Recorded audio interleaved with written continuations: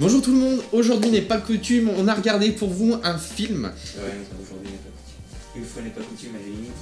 Ça y est, tu commences à me reprendre, ça va pas le faire. Allez, on reprend.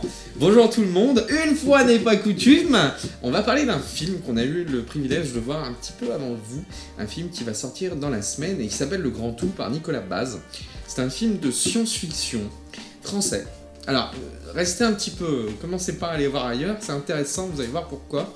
On commence tout de suite par le synopsis. Voix off. Le film Le Grand Tout n'est pas un biopic sur ma vie malheureusement, mais c'est un film de science-fiction qui vous parle de la mission GLAZ TN1 et de ses 5 membres d'équipage qui partent à 50 années-lumière de la Terre observer l'un des piliers de l'univers, à savoir un trou noir. Un accident les propulse à 10 000 années-lumière, à 20 000 ans de leur vie et de leur culture. Ils tentent alors de se reconstruire en explorant un univers beau, riche en couleurs, d'endroits improbables et peut-être de sens.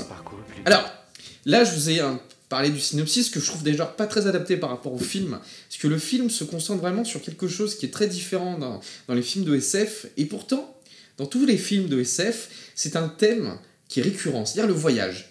Comment mais comme toute histoire depuis le début de l'humanité, hein, comment on va vers l'aventure, et dès le début du film, vous avez une question qui est posée par un des protagonistes, qui est, sous forme un petit peu de question fermée, il demande à chaque membre d'équipage, voilà, ça fait un jour qu'on est parti, ça fait une année, ça fait 2 années que les terriens ne les ont pas vus, comment est-ce que vous le ressentez?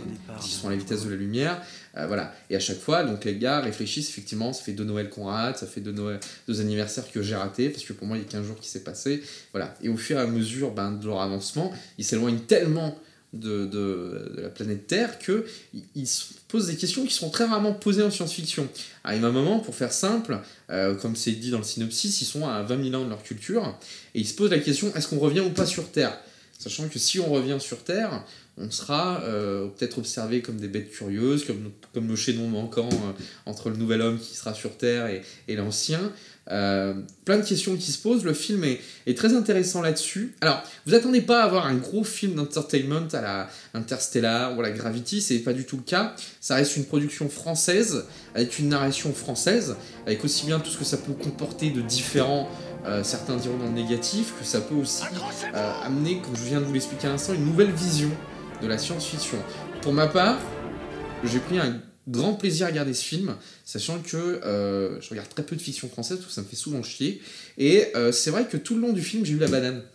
J'ai eu la banane parce que même si c'est un film à petit budget, qui n'a pas de grosses prétentions, le moindre détail a été soigné dans l'histoire. C'est-à-dire qu'ils ont une histoire simple, et d'une histoire simple, ils font quelque chose qui est super intéressant, et j'étais pas tout seul à le voir, ce film, j'étais avec plein de gens de Directive Première et de Salbuster, et du coup, il s'est avéré que chacun d'entre nous, vu que la fin est ouverte, chacun d'entre nous a un petit peu vu le film qu'il voulait voir.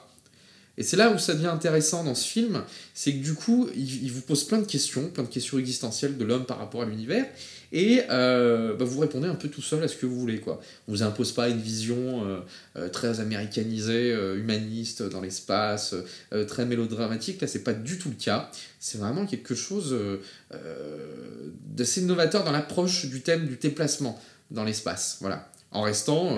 alors, de là à dire que c'est de la hard-fi, je dirais pas ça. C'est pas vraiment de la hard SF. Des petites choses qui sont pas expliquées. Il manque peut-être aussi certaines scènes. Ça, c'est mon avis à moi. Des scènes un peu de dramaturgie. Et peut-être défaut aussi de la narration à la française, du scénario à la française. Il y a des longueurs.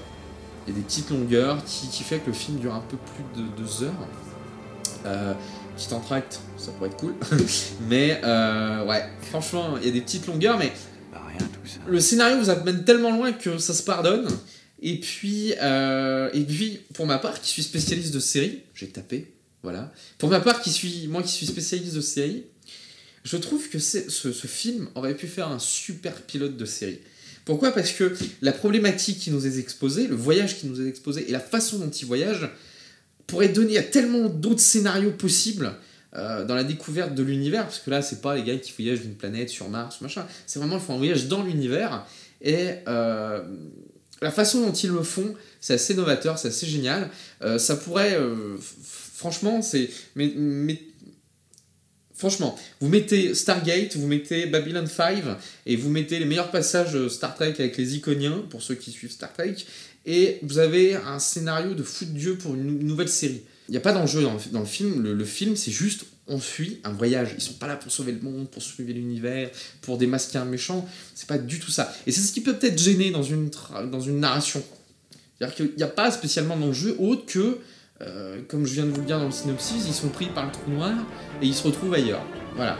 Et puis à partir de là, qu'est-ce qu'on fait? On revient en arrière, on avance. Et si on avance pourquoi? Voilà. Et il y a pas mal de scènes assez intéressantes où ils discutent entre eux de ce qu'on fait. Donc tu as des gens qui sont pas scientifiques, qui sont techniciens, qui comprennent pas tout, mais qui ont une réponse assez terre-à-terre sur les choses. Et tu as des scientifiques, tu as ce psychologue aussi qui amène une dimension tout à fait philosophique à la science-fiction. Et en ça, c'est vraiment pas mal ce film. Alors vous voyez, je suis assez dithyrambique parce que je suis partagé sur cette narration qui est un peu longue, je pense, et qui pourrait vous décourager. Mais vous arrêtez pas là-dessus, je vous promets que vous allez passer un bon moment. Malheureusement, le film n'est disponible que dans très peu de salles parisiennes. J'espère que sur Lyon, il sera disponible. Je pense qu'en DVD, il le sera assez rapidement. Il faut savoir aussi que c'est le travail depuis 5 ans d'une équipe française. C'est un petit peu...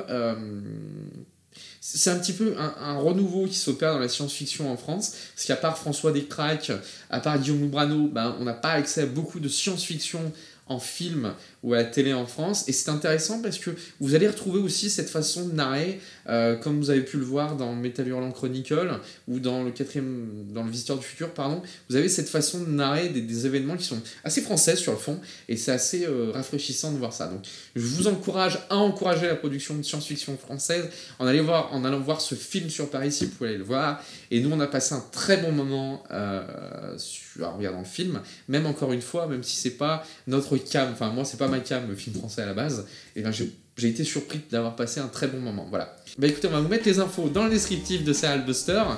Si vous avez envie de parler un peu plus, savoir un peu plus sur le film, vous pouvez me poser des questions dans les commentaires et je vous y répondrai avec plaisir. C'est tout pour nous aujourd'hui. N'oubliez pas de vous abonner à la chaîne. N'oubliez pas de partager cette vidéo en soutenant la science-fiction française. Et à partir de là, faites votre Arnaud Montebourg un petit clic, ça leur fera du bien. Voilà, c'est tout pour nous aujourd'hui. Vous pouvez désormais procrastiner en paix.